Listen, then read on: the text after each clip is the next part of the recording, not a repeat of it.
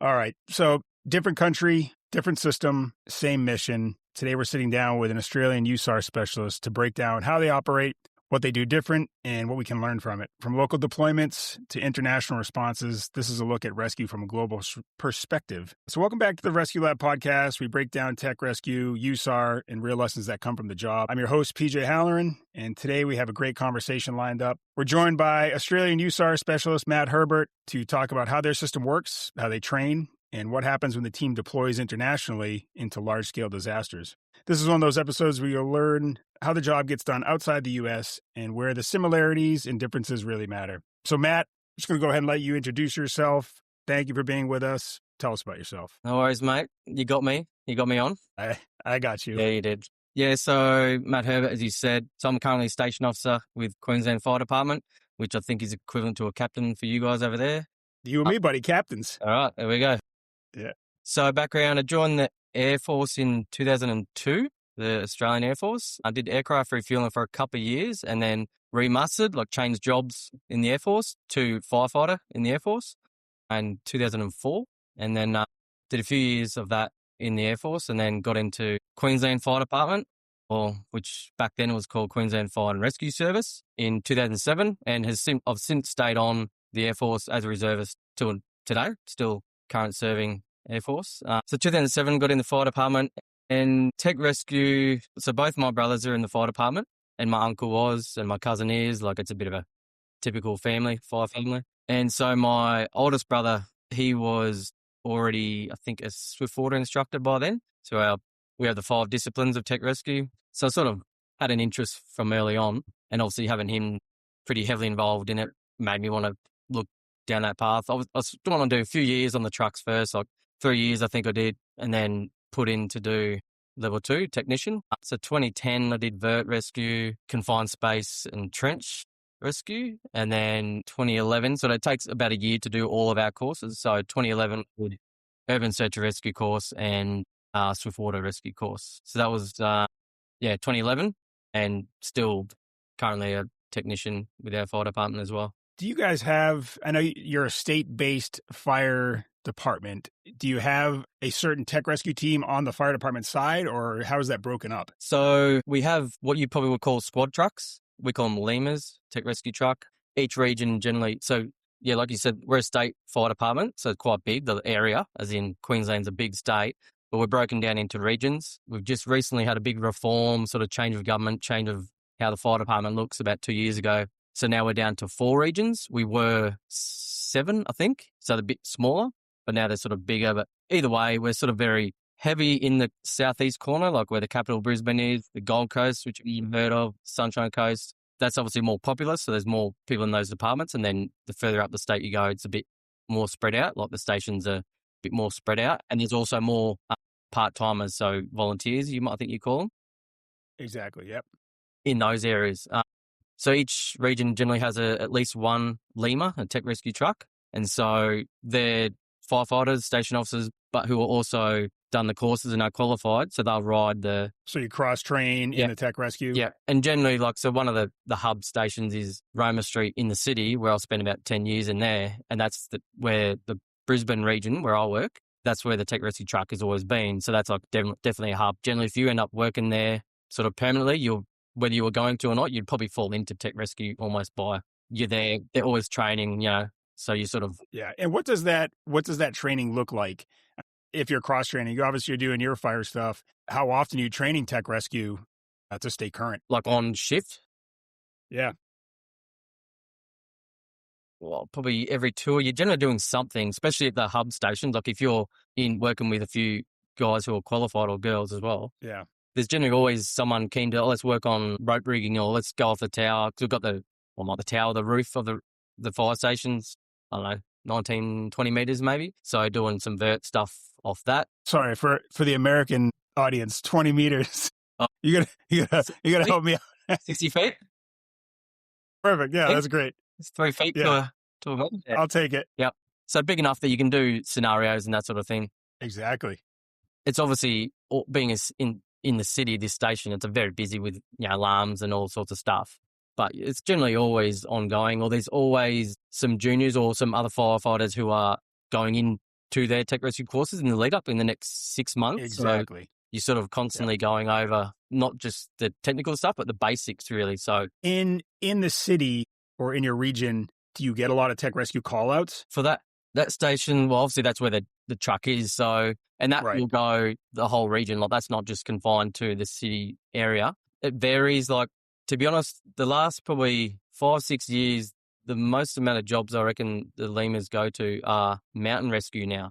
About half an hour north of here between sort of Brisbane, the metro and Sunshine Coast, which is another big populous area, there's what they call the Glasshouse Mountains. It's super popular.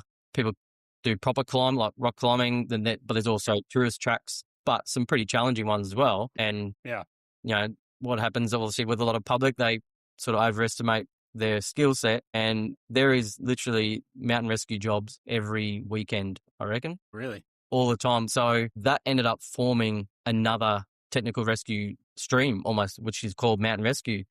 Because initially it was just like level 2s, vertical rescue technicians going up to respond. And then sort of over time, they realized we need to actually develop a mountain rescue course. So like, lead climbing and that sort of thing. So it's sort of That's interesting. This really specialized skill set. I haven't done it. I'm sort of not really much of a climber, definitely not a lead climber. So I'm like, nah, I'll be right. Yeah.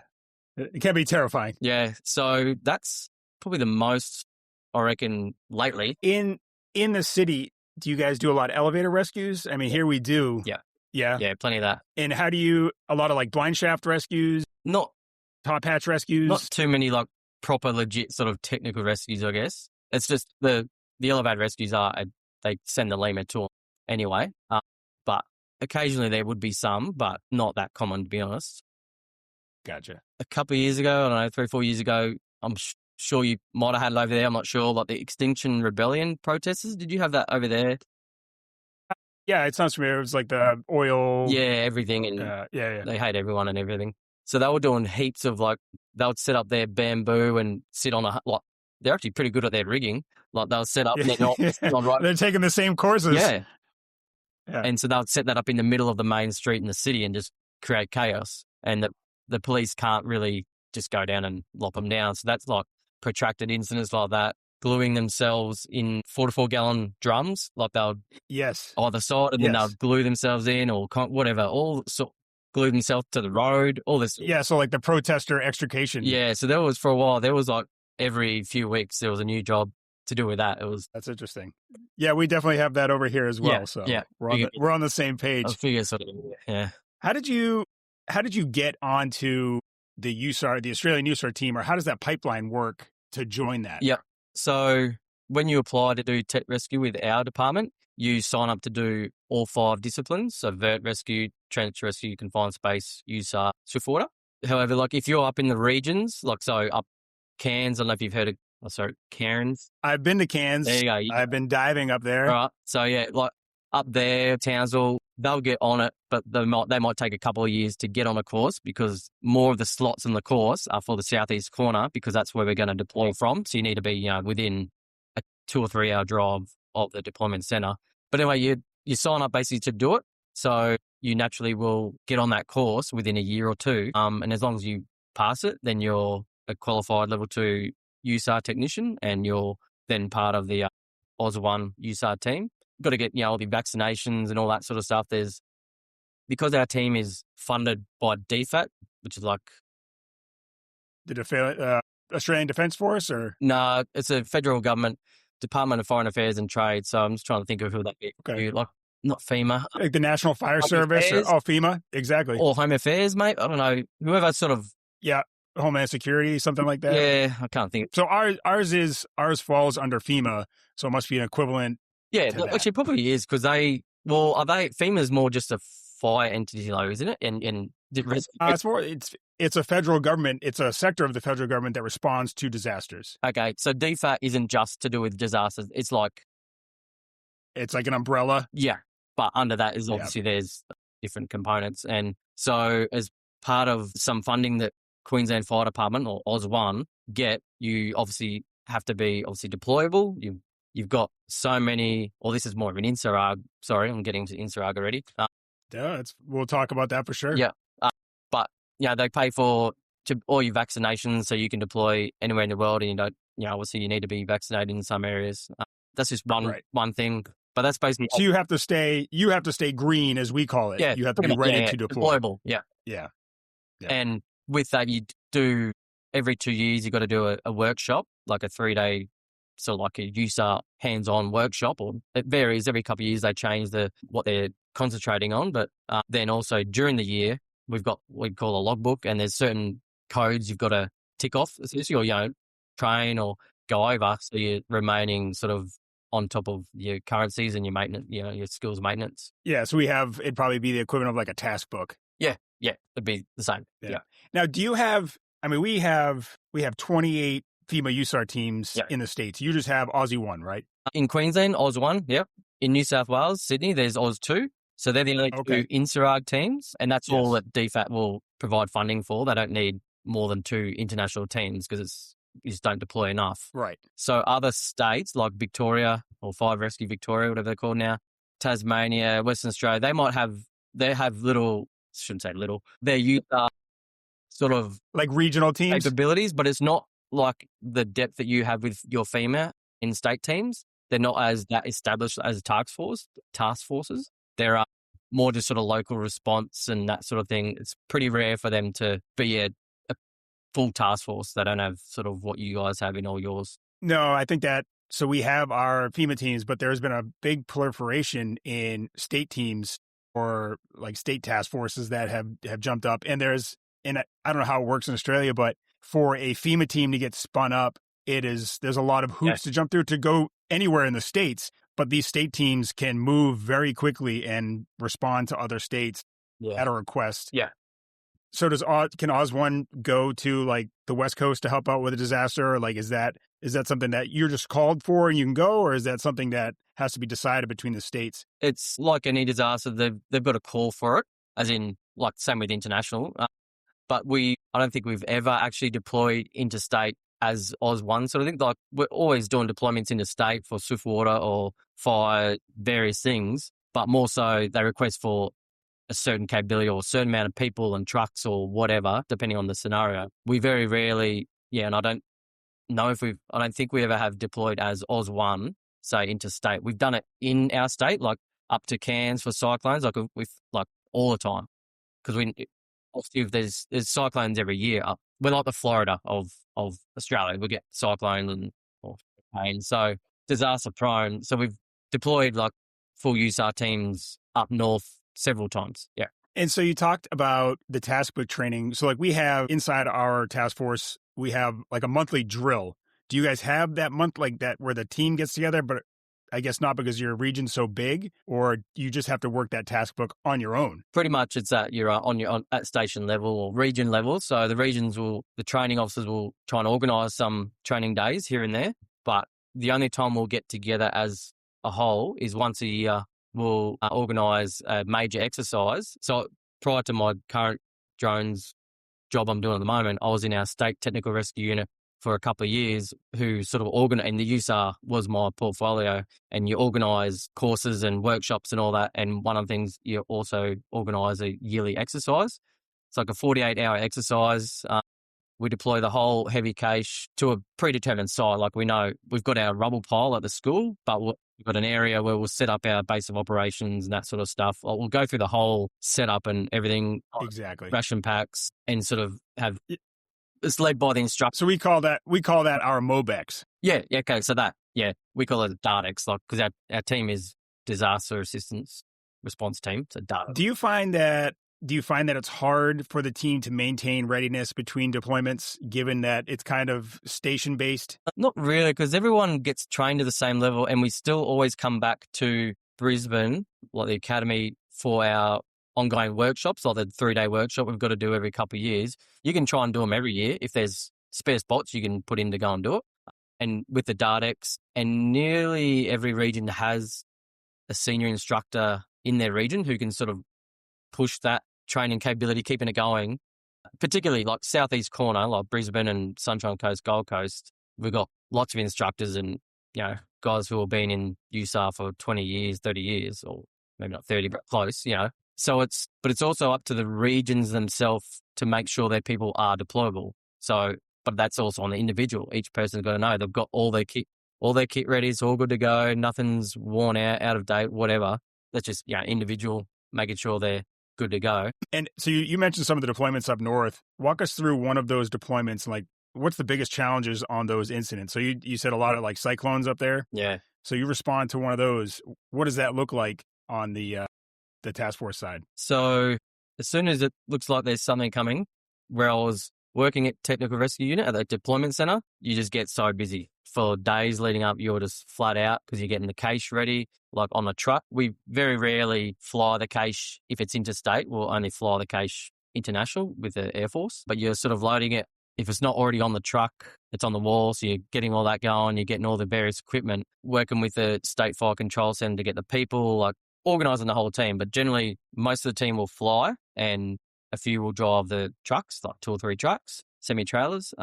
So I'm just thinking of one, Cyclone Debbie in 2017 was going to be a big one. It was a big one.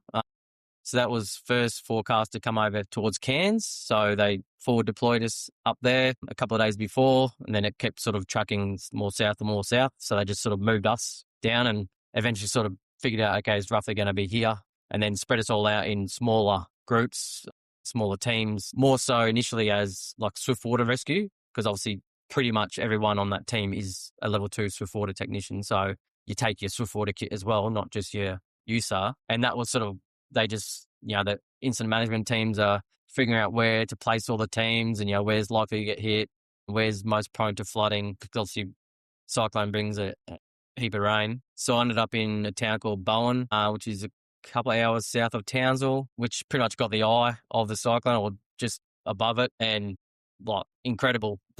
The power of a Cat 5 cyclone was insane. Yeah. For a little bit and then quickly dropped back to Cat 4, I think. But during the daytime too, it was the first one I had during the day where, a lot of time they hit overnight. But came through on a Tuesday, sort of ripped everything to shreds as it does, a big area. And once the winds are up over 100k an hour, we bunker down. We don't go out. I think that's pretty standard. Why? So we just sort of hung around. I was actually staying in a castle. It was a castle hotel. Really?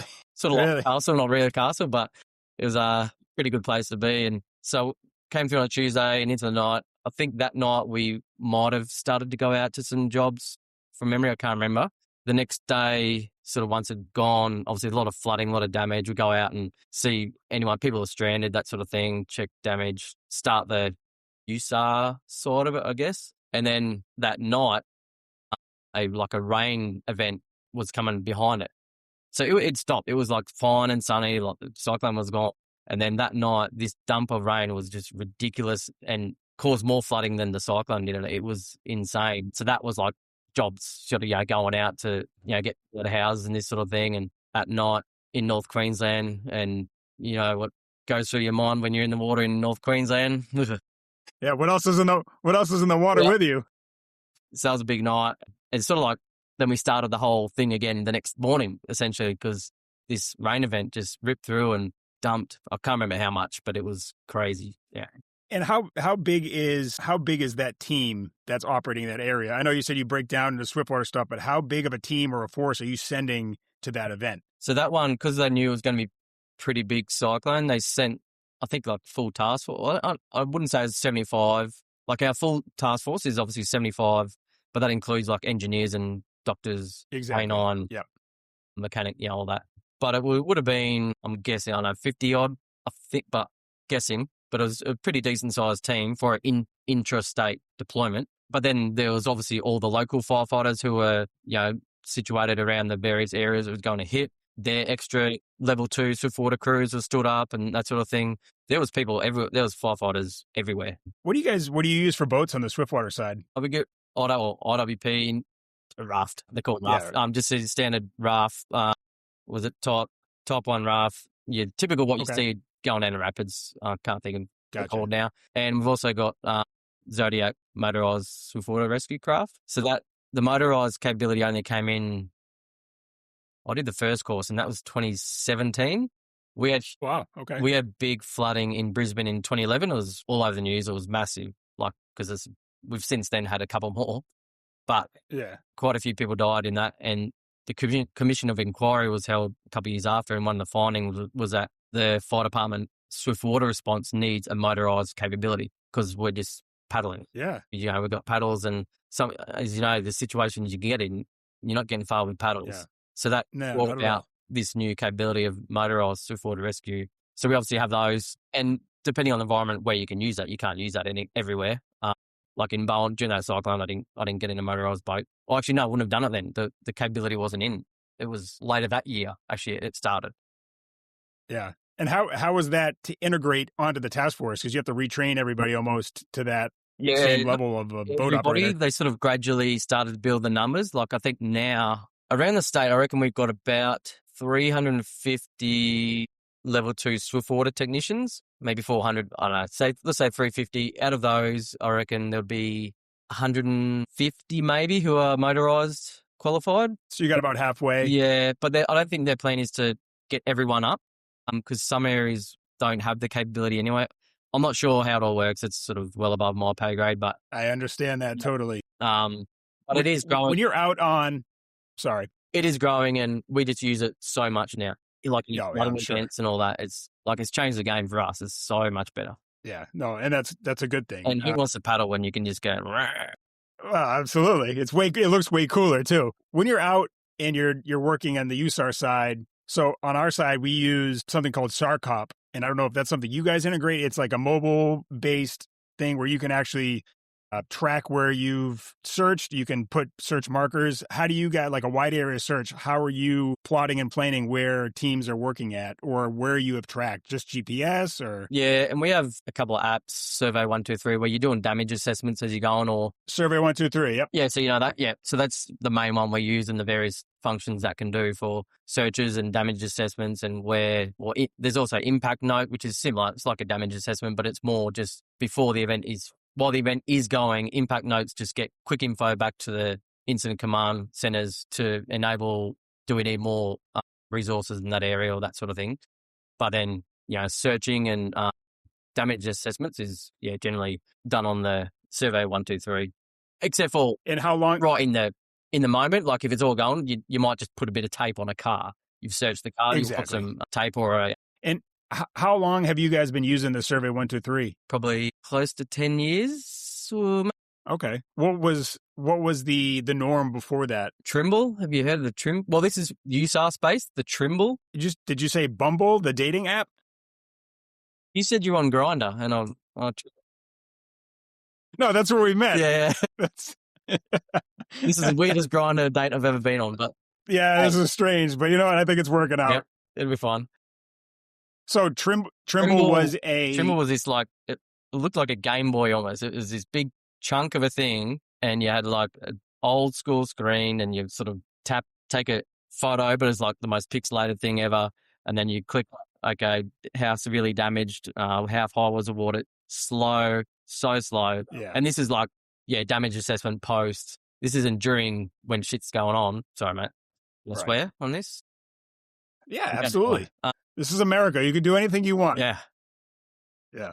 Yeah, so that was just this big old clunky thing. But once we sort of got to the apps, it was, a lot quicker and better. And then obviously people can monitor that remotely and see live updates. Yeah.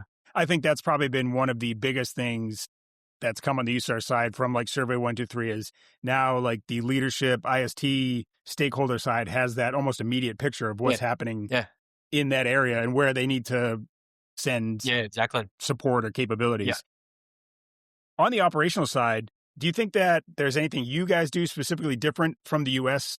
USAR-wise or anything? We don't. I mean, I from my brain, I see like you guys get back from a day of rescuing people and you're all cracking Fosters.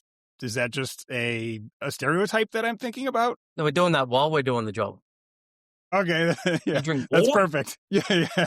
I mean, come on, Foster's is water. It's essentially water. True, yeah. It's flavored water. No one in Australia drinks Foster's, let me tell you that. I know. The only time I've drank Foster's is when I lived in London about 20-something years ago. And you were just homesick? Yeah. People drink it over there, so. Yeah, it's a great culture. But is there anything that you think that, backstory for people that are listening, me and you met at the USAR conference in Orlando And so I know you've obviously been to this area. You worked. That's another story. You worked up in Toronto for a bit, as a firefighter in an exchange program. That's a whole other podcast because that's a really cool program. But I think you've mingled with the American USAR teams. Is there something that you kind of took away that you're like, oh wow, we don't do that back home? Guess definitely from the FEMA teams, because obviously I did that USAR logistics course before the conference. Yes. The FEMA teams and your state teams, like you have these big convoys of your cache team. We're sort of not, Yes. I did mention before, we send the semi-trailers with all the cache, but it's like 2, maybe 3 trucks and everyone else just flies because our state is so big and we just don't, we don't have a heap of vehicles and various trucks, flatbeds and all that. We have a couple. We will, depending on the event, we'll send, smaller vehicles with trailers, boats, like the swiftwater response, but just like doing up big like convoy plans and all that sort of thing, that's sort of not really much of a USAR type thing. When we send swiftwater teams somewhere, like there might be like 6 vehicles with boats on trailers. Right. So that'd be like we call them MRPs or mission ready packages, and they can just send out swiftwater techs. Yeah. And they'll move it like that. But it's interesting that you guys, I mean, obviously just due to the distance, but you fly everywhere. For our teams, it's like nowadays it's very hard to get that either commercial or military air capability. So we have to drive everywhere. Yeah. And obviously USA is massive as well. So like I've talked to some of the guys and they're driving a long way to events. Yeah. You're talking teams from California driving to Florida. And they're trying to get there as quick as possible, and it's a long road. I heard it. Obviously, driving Brisbane to Cairns, that's only 2 days. It's still a distance, but it's only 2 days. And usually they'll try and get that truck going ASAP while they're still organising the rest of the people and the other stuff but we'll always fly commercial within Queensland. It's generally just international and we go military. Gotcha. Yeah. Are there any tools or techniques that you guys use on your end that you think would surprise, rescue technicians over here? We get issued a kangaroo that you ride. I heard that. Yeah, it's a skill. I heard that. There's a course. Yeah, tactical kangaroo course. Yeah. Have you done it? Yeah. My head. Obviously, I haven't been deep enough in the US teams to know the only teams I can compare really to are Virginia and LA County because they're the insular to you guys. But in that regard, we're almost the same as them, really. That's an international cache, isn't it? And in a sense. There's like 180 something insular guidelines that you've got to meet, which vary in not just operational capabilities and all that, but like I said about the, vaccinations and having someone who speaks English or Japanese or, whatever. I guess skills-wise, without knowing enough about what you guys do, I'll think about it if something pops up. Well, then we'll have to start a USAR exchange program and I'll come train with you guys. How about that? Sweet. And we'll learn more about that. Yeah. All right, that's your word. Yeah, everyone heard it here. Yeah. What do you think, what is something that we as USAR technicians don't train on enough? Or even on the tech rescue side? Ooh, you should have sent me these questions before, No, this is exactly why I don't send you these questions. Well, we don't train enough. Well, I think there's so much in the tech rescue world that you sort of can't narrow down. You almost a broad.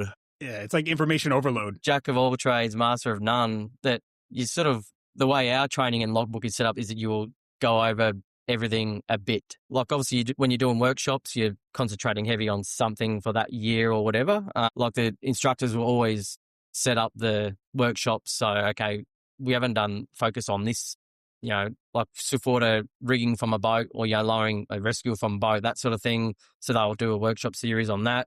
But then 2 years later, they'll mock up some other things. It's such a broad area. It's a tech rescue. It is very broad. It's so involved that unless you sort of can put all your time into it, like it is just, it's huge. I fully agree with you. It's very, and especially on like the company level side, trying to plan training, it's like, there's just so much coming at you. And it's just hard to that's why you have to come up with a plan and try and follow it the best you can. Like I still struggle with that too on our planning side at the company level. It's just like, you're looking at a mountain of information that you have to continually train on. Yeah. And it's just, obviously there's not the budget, there's not the funding, there's not sometimes people aren't on vacation. So it gets complicated. Yeah.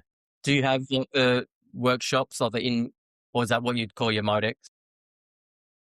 Well, so we have like our monthly drills, and even that there's things that you might go in and you're not working with your rescue discipline. Maybe it's a team-wide PowerPoint on, working in a contaminated environment, but that's a box that the team has to check for the year. So there are varying reps where you don't work on something for a long time, or maybe there's the team has a Swiftwater team, but like I'm not on the Swiftwater team yet, even though I am Swiftwater certified. It's just steps that you have to take. Yeah. So you have to continually keep training and, build towards that if that's something you want to do. Yeah. So, we talked a little bit about the NSROG side, but would you just give us a quick overview? We'll get into the international deployments. What is NSROG and how do you guys fit into that capability as Aussie One? Yeah. So NSROG is International Search and Rescue Advisory Group, which is under the banner of the UN OCHA, which is a standards. I guess you've got your FEMA standards for the FEMA teams. NSROG is standards for teams that can deploy internationally, and they've got to meet certain benchmarks of varying. So a heavy task force has got I think it said it was 180 something guidelines or boxes to tick, which ranges from being able to do 400 mil cuts or whatever, having everyone vaccinated, having incident management capability, avert rescue capability within the USAR function. And so the way teams are classified, so Queensland's team is AUS1, as I mentioned, because we got classified first in Australia, and that was 2008. So teams will sort of spend quite a few years building their capability, and because you've got to have, I think it's at least 2 deep.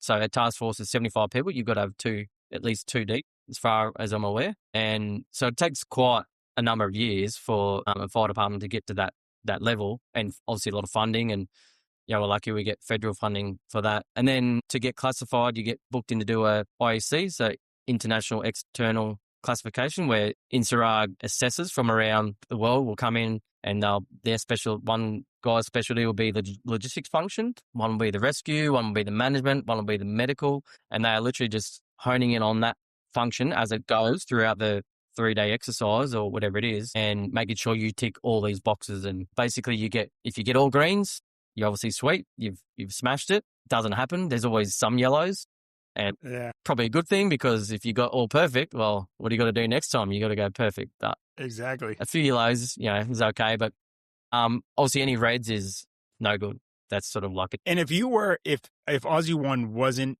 certified, would like AUS2 step in and try and take that role from you, or what would they look for to try and fill that gap? Well, because they got certified, I think 4 years after us, like they were sort of building up similar time. And obviously this is the first couple of years I got in the job. So, and that was probably another reason why I was attracted to it. Seeing this whole IEC, this USAR classification exercise was a huge event. Like it's years in the planning. So they were also building up their capability at the same time.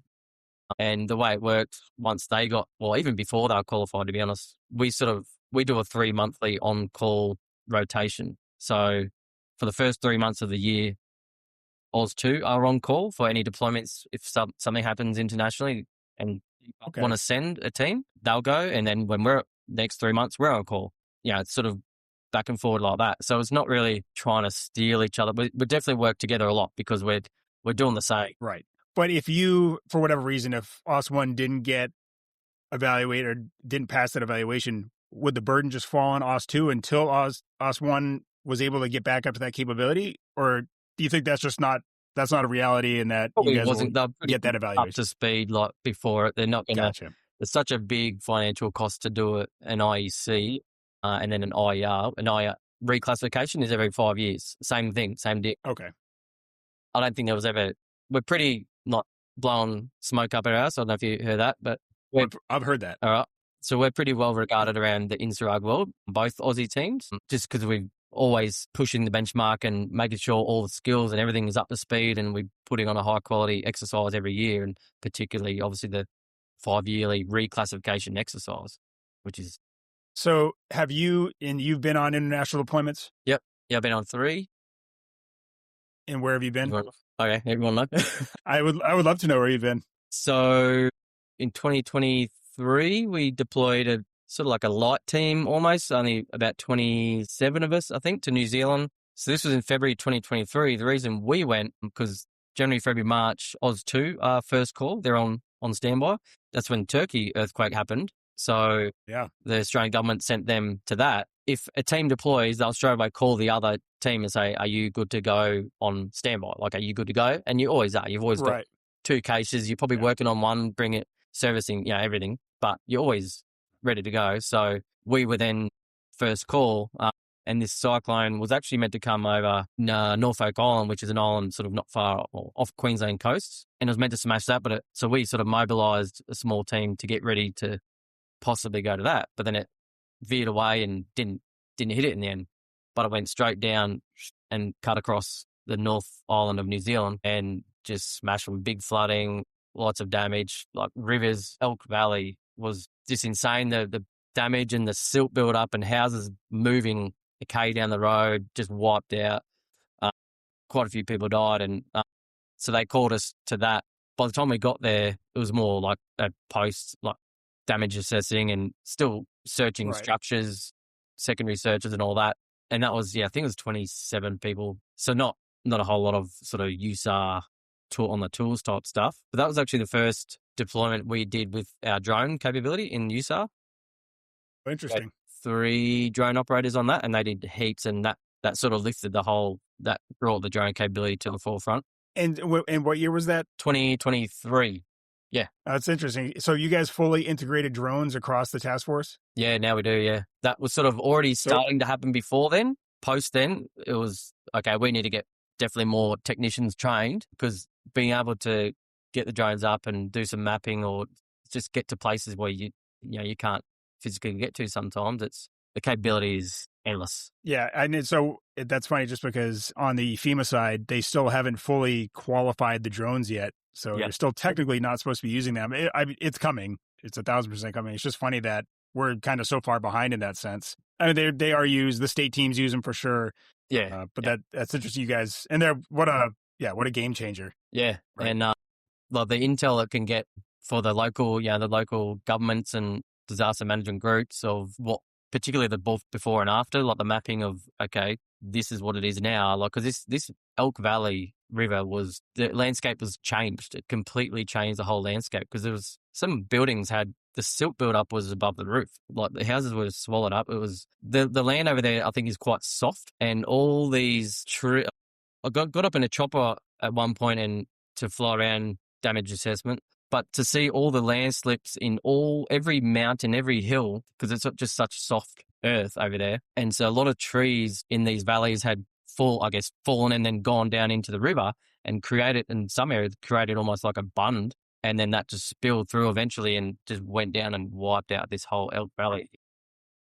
Yeah, that almost sounds like our Hurricane Helene that came through, like sounds very similar. Yeah. Like you said, change the landscape. Yeah. It was crazy to see that damage. Yeah, and then the drone, you just got a lot of whole good imagery and mapping, and yeah. Right.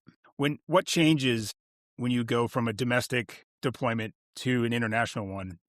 Team side, cash side. So that one and the 2024 PNG one, which I'll get to in a sec, they were both quite small teams and flying commercial. So very limited equipment. Basically, what you could take on a commercial airline. So not your typical loading a case on a truck and going out to the Air Force base. We're taking Starlinks, drones, leader sentry type equipment. What else did we take on that one?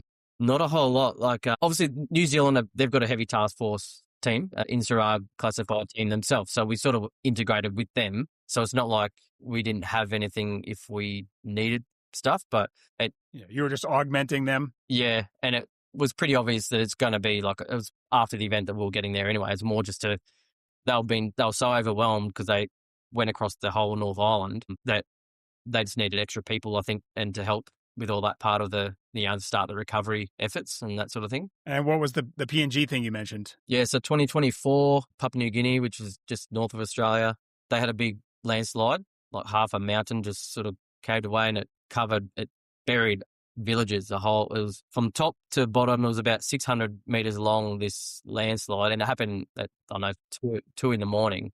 And this is in the highlands of Papua Jeez. New Guinea.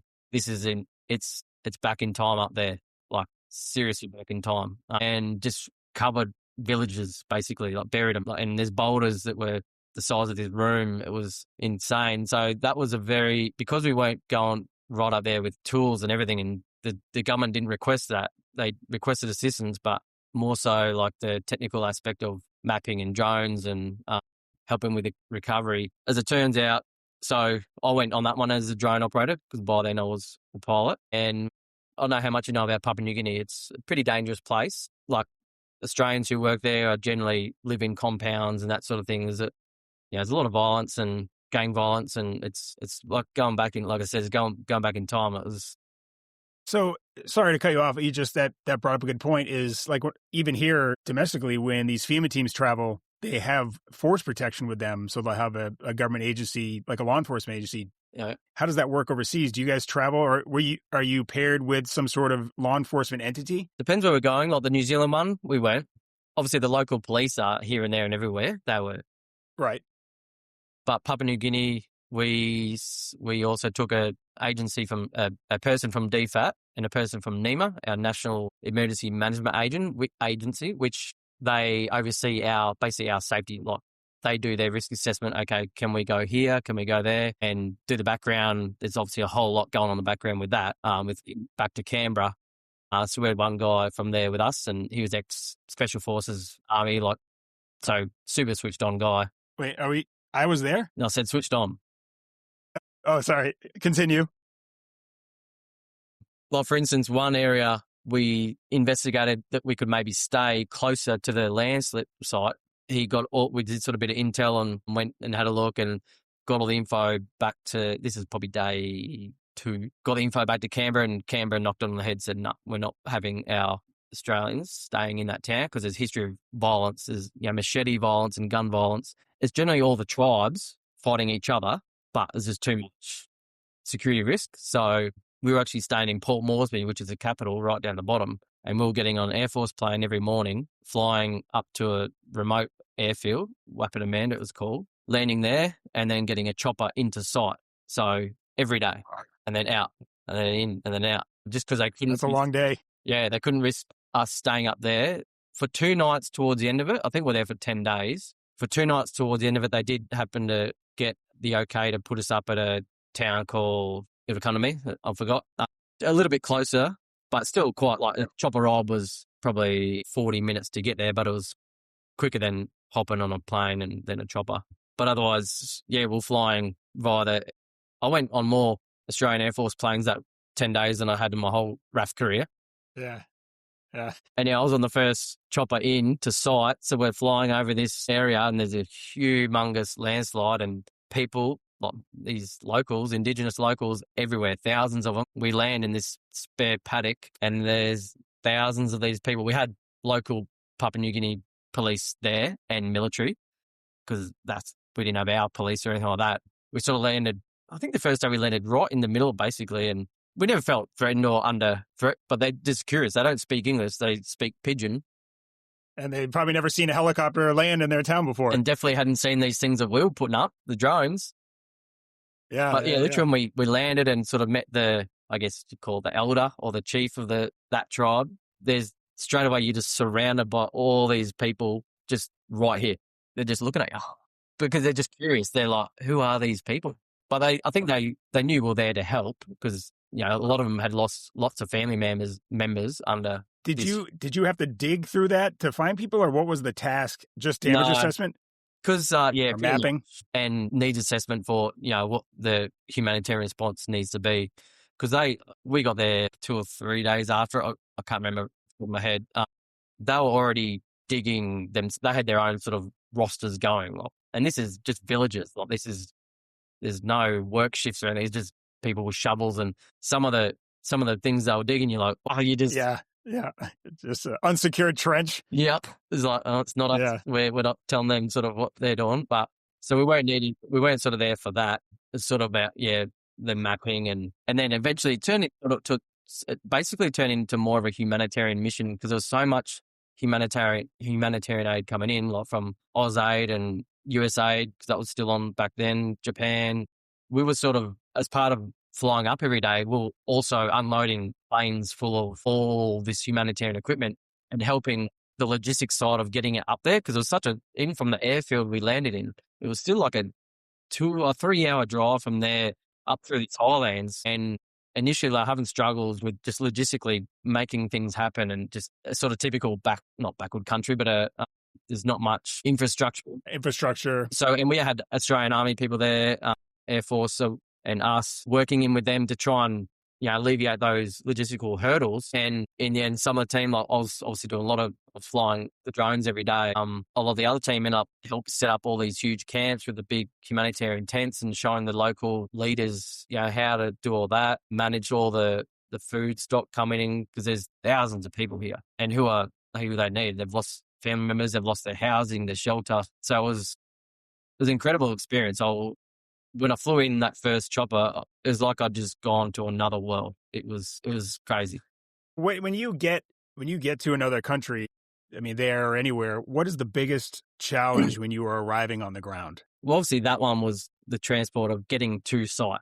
Getting to site is always going to be a hurdle, because depending on the damage of where you are. We've got partners in DFAT. So DFAT contract, a logistics company. It used to be Palladium, now it's Tetra Tech, but they're basically contracted by DFAT to do humanitarian logistics capability. And their job is to basically source those needs. As soon as it looks like they're sending a USAR team, they'll either send a couple of reps forward, or they'll deploy with us. They'll with us on that one. And their job is to try and figure out those, okay, what transport have we got? What accommodation we got? What food? What else do we need to try and alleviate that sort of thing? Like in, already jumping ahead, but to the Vanuatu one, how are we going to get our cash from the airport to where we're setting up our base of operations? That's obviously I think the transport of moving everything from your entry point to where you're going to be working or staying, or that's probably a bit of a hurdle, but we're lucky we've got other areas from the Australian government who help with that, essentially. So when you land, I mean, obviously there might be other NSROG teams there. You mentioned, the Fairfax County. What does that coordination look like on the ground when you have these multiple teams coming together? Yeah, so they've got what they call a UCC, a USAR coordination cell. That's part of the INSARAG network, I guess, that every team has to have a certain amount of people on that team qualified in how to run that. So if you could be first into a country and you're at the point of entry, you're setting up a USAR coordination cell, and you're dropping 2 of your people there, or 4, straight away. You might be then going 300, 400 kilometers away to where the actual earthquake or whatever is hit. So New Zealand and Papua New Guinea didn't really have that, because it wasn't multiple USAR teams. New Zealand, there was their team and our team, but it was locally ran as more of a local incident almost. So they had their normal incident management teams, not so much a USAR coordination cell, because it wasn't like they had 20 USAR teams to manage. Like, so Turkey, for instance, they obviously had teams from all over the world, non-classified teams just turning up, wanting to come and help. Yeah. And they had to turn some away, because at the end of the day, they might be a burden, not, help, because of the various, exactly, or the lack of, infrastructure and logistics they've got behind them. Do you feel that, I know all these NSROG teams are evaluated, so when you end up working with another team from another country, do you see any differences still in tactics and standards? Or are you guys all pretty much on the same plane because of that evaluation? It's pretty well a similar plane. There's always going to be differences, but because there's all those benchmarks you have to hit, which covers a lot of our talking operations now, that everyone's got to hit these various benchmarks, that it's going to be, and it's designed that way to be hopefully very, not seamless, but that you can integrate to other teams and know the language you speak and know the USAR markings or whatever. You're all on the same standard. So that's the beauty of, I guess, INSARAG, that these are the 180 something guidelines you have to tick if you want to be a classified team. Are you guys using Survey 123 on international deployments? Yep, because we did in Vanuatu 18 months ago. Because that will obviously go back to our incident command center in country, but also back here, like in our state fire control center will be stood up, and they'll be monitoring everything from back here. So I'm just trying to think. Papua New Guinea, well, there wasn't infrastructure, it was huts, and it was more about the mapping of the drones, because the Earth was moving every day. So I'm getting sidetracked again, but the Earth was recognised that one day, like the first day we got on ground and went and did some initial flights, and we couldn't. The first day we were on the ground for maybe 3 hours because the chopper pilot said we need to go because the weather comes in hard up in those highlands. Yeah. And it's the elevation is probably feet. Yeah. More math. 9,000 feet or something. It's pretty hot. Okay. Yeah. So Mount Hagen, one of the ones we fly over, that's 4,000 meters. That's like 12,000 feet. Jeez. The site wasn't that high, but that's one of the mountains. But the further up the highlands, it's quite high. So yeah, sometimes we had would get a call on the radio.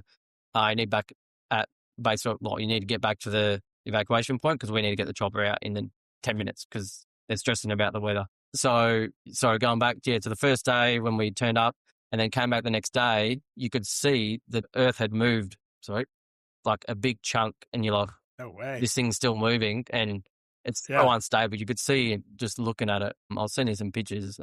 And so it became very much a get up there, get the drones up, see what, like on this ledge above where we were sort of flying from, this cliff, there was a big crack in the ground. And one of the other drone pilots said, that has gained like a meter in width, this crack. So we're sort of thinking this whole cliff basically above the road we're operating from could come down. So we had to sort of basically evacuate everyone. Okay, further, you're on about 500 meters, okay, that way. So don't know where I was going with that, but yeah.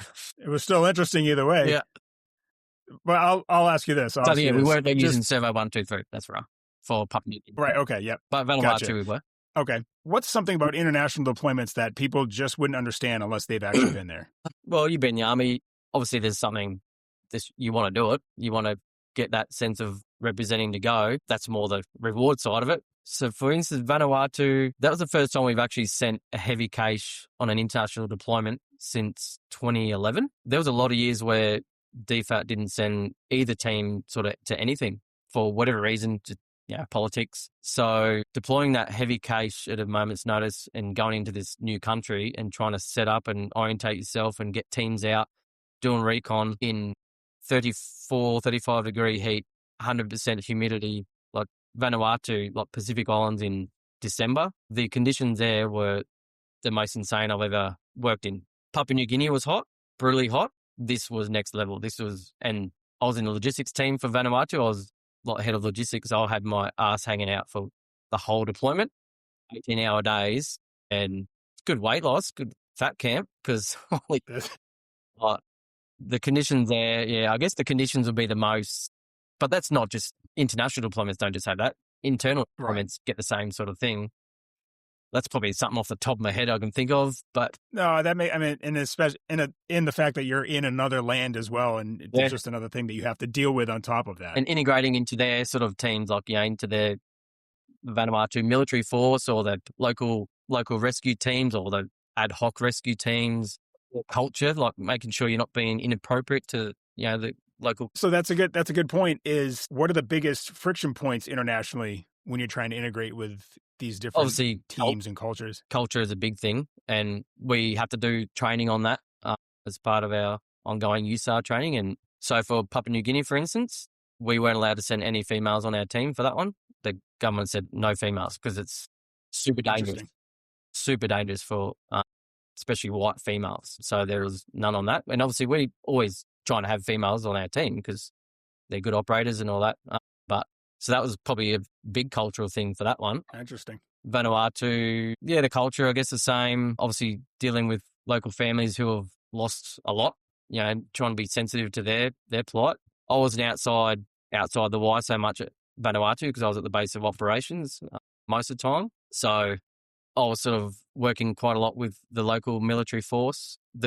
We end up staying on a base, essentially. Outside, we set up our tents and everything, but we're sort of in a semi-secure compound. But Vanuatu wasn't as much a security threat as Papua New Guinea.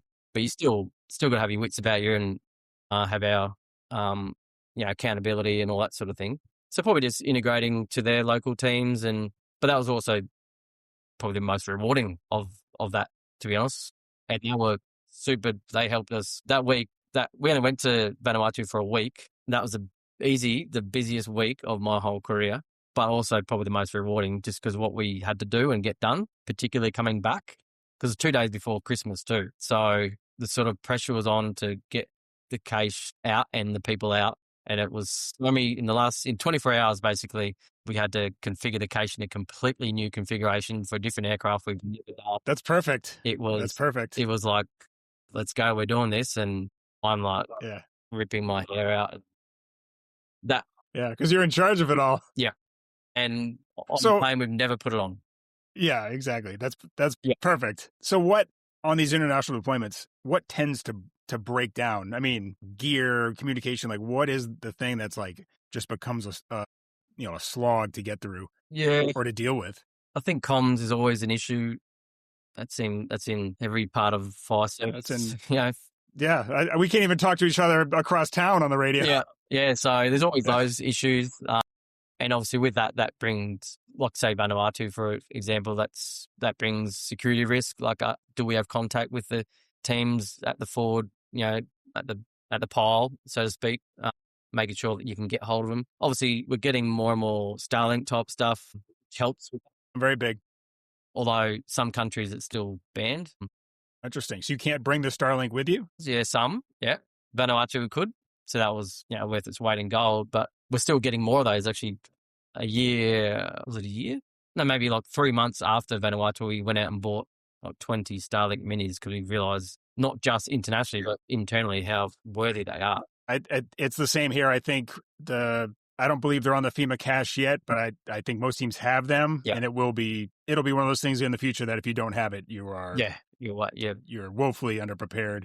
Actually, that's a big difference. What is you mentioned the cache list? The FEMA teams are, because I did that USAR logistics course, I saw the cache list. It's very rigid. It's very rigid. We sort of we can almost not do what we want, but explore different tools or various equipment, as long as we go through our normal procurement and all that sort of procedures, because we're government, but we're not sort of restricted to this. But it's just got to be able to meet these standards of whatever it's got to do.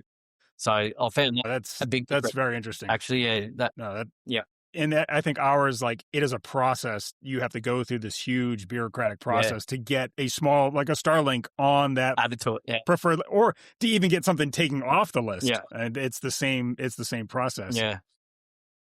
What do you think, or what was a hard lesson that stuck with you from a deployment? Well, a hard lesson. Yeah, you after something, you remember just the good stuff. You block out all the bad stuff. Yeah.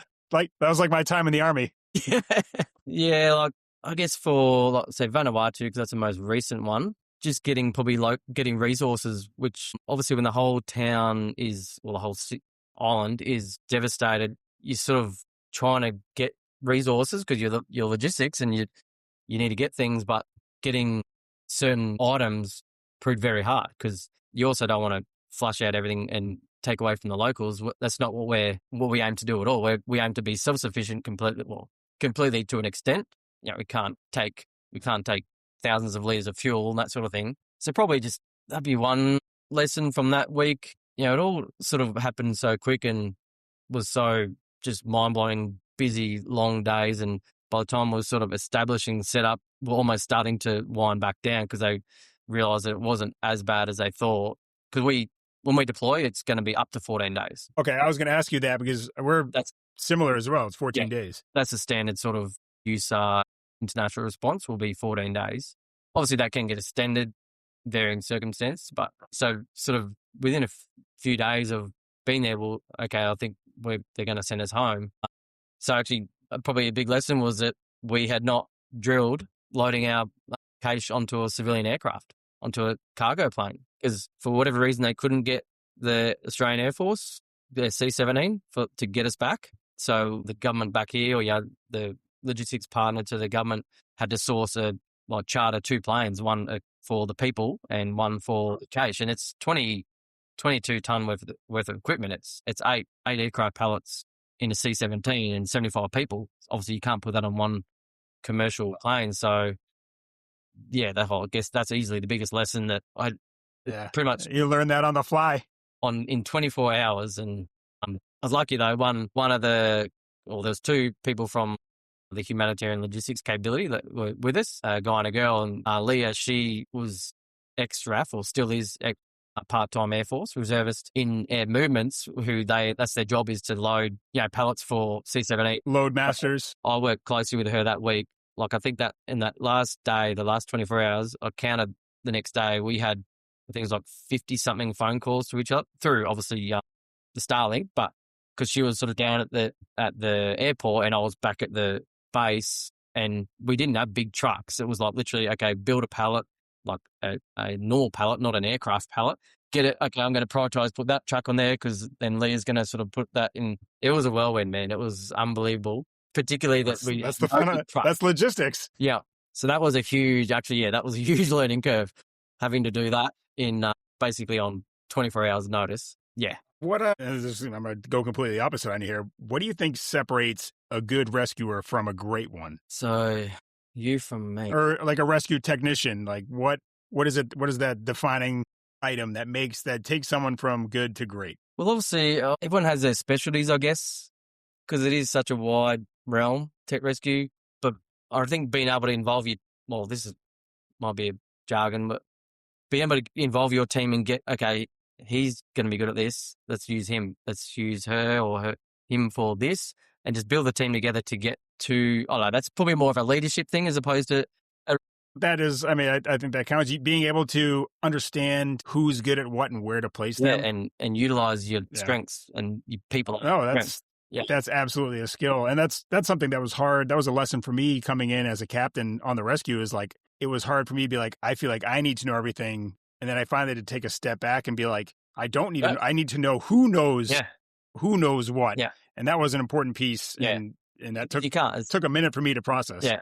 It's too big a scope of tech rescue. It's so big that you're never going to be over everything. You're going to have people who are really good at certain things, and you just got to know those strengths and how to use them to the best you can. So that's more probably leadership as opposed to technician. But I'll let you skate by with that one. Thanks. We'll get No, this is perfect. I like you're on the ropes. What do you think what do you think the U.S. teams do really well? What's one thing the FEMA teams do really well? Again, I'm going off fairly limited exposure. See, these ones you should have sent to me, because at least I could, do a bit of research. Listen, you're here now. You have to fight through it. Because now it looks like I'm just saying they do nothing good. No, that's not true. Everyone's going to know that you're really well put together. And I won't edit any of this out. So it's going to good. Yeah, this is on the cutting floor. That's all right. No, it's not. It's not. But I mean, you've seen Virginia and LA, and you've worked with them. Was there something that you were like? I haven't worked with them myself. Okay. But we've sent like our people to assess them or evaluate them or mentor in the lead up to their sort of reclassification. So I'd be sort of speaking on someone else's behalf by going, oh, well, they did this good or that. I know Americans in general, but also the USAR teams, when outsiders come in, they're like so quickly welcoming and happy to take you on and show you the ropes. And like on that course I did, everyone was unreal to me. I was the one outsider, basically. I think there was a couple of Canadians and a couple of Koreans, I think, but I was one of the non-Aussie, the non-American USAR technician. And they were super quick to help me and bring me in, okay, just explain what's going on here if it was a bit different to what we do or... Yeah. I mean, I remember I talked to you. I just felt bad for you. That was all. Yeah. That was yeah. I'll let you go by with that one. And now I have a hot take for you though. This is a hot take question. Who's better, Virginia or LA? And you can't say no. You have to you have to commit to one. Well, Scott Schermerhorn was on my course, and good dude. I'll go with Virginia. Nice, safe bet. That's very diplomatic too. All right, I'm gonna hit you with some rapid fire questions. Just whatever comes to you. Yep. The most overrated piece of equipment. Can I say the Trimble? Yeah, that's fine. Do you guys still use that? No, we don't. It did its job. Overrated piece of equipment. Just in mothballs now? Yeah, they're like a paperweight. Pass. Most underrated skill. Hey? Most underrated skill in tech rescue. Might have to come back to those. What is one thing every rescuer should master or try and master? The basics. Definitely being on top of the basics all the time. Because there's always going to be things you fall back on, fall short on, because like I've said a heap of times, it's such a big capability that having the basics right, that you can still then, something comes up that you haven't done for quite a while, you can sort of not fumble your way through it, but figure it out because you've got the rest of them in the back is, you can. It's very perishable. Yeah, Everything's very perishable. yeah. What's one skill that you wish you trained more at? Everything. Podcasts? Hey? Podcasts? Yeah. Or saying no to podcasts. No. Never. You got to. You're Rigging. that perfect. Get out So of here. rigging. Oh. Get out. See, that's a good fallback. You can always fall back on rigging. Yep.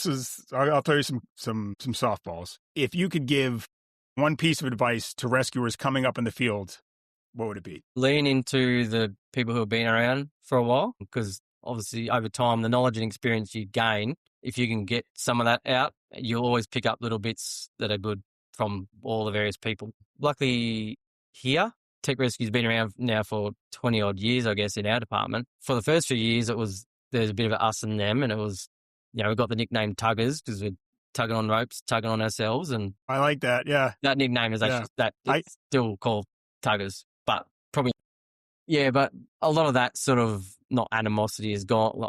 I wouldn't say it's animosity, it's just a bit of us and them. That's sort of a lot of that is gone. So it's not like a little cliquey club. So you can sort of lean on, there's guys who were on it for a lot of years and who then hand their gear back because they've just had enough. So they're not, but you can still lean on them. They've got years and experience behind them. Just don't be afraid to ask questions. That's not just a Tech Rescue thing. That's anything. Don't know. That's a life thing. Yep. Where do you see USAR heading in the next 5 to 10 years? For us or in general? For you guys, yeah, but for general, I mean, you've traveled, and what do you think is coming down the pipeline for USAR? New technology, anything? Obviously drones, a lot of drones, and that's what my space, what I'm doing now.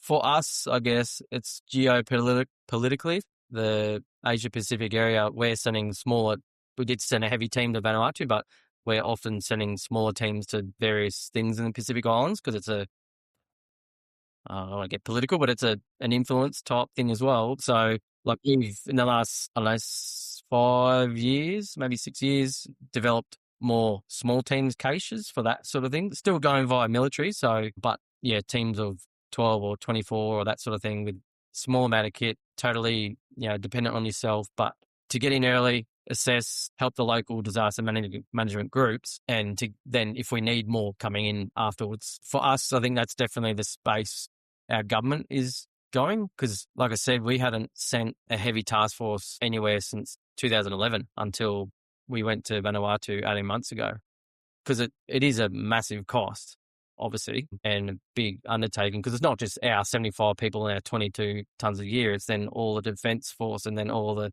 DFAT people and the NEMA, and there's, as you know, there's so much going on around that we don't see it. So more sort of niche, small teams, I think, for us. Yeah, no, I think on our side, there is especially with all the turmoil and bureaucracy in Washington with FEMA, there's been like I said, a rise of those state teams, and they bring a lot of quick capability, as to where FEMA can have that sort of prolonged presence in a disaster zone. So it'd be interesting to see where that sort of goes over the next 5 to 10 years, and how these teams continue to sort of play out and flesh out and see what happens. Yeah. But it's obviously the drones, like you mentioned, and the Starlink, and how those all start to integrate and where that ends up. Yeah.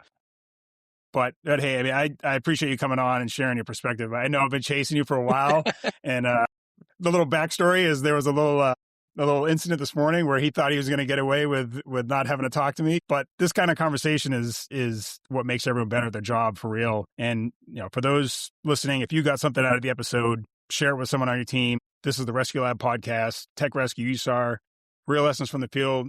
Matt, we want to say thank you very much for coming on and sharing your stories with us. And we'll definitely see you on the next one. Yeah, right? For sure. And it wasn't as bad as I thought. Not at all. You did great. So we appreciate it from the Rescue Lab. Thank you, my friend. Thanks, Matt.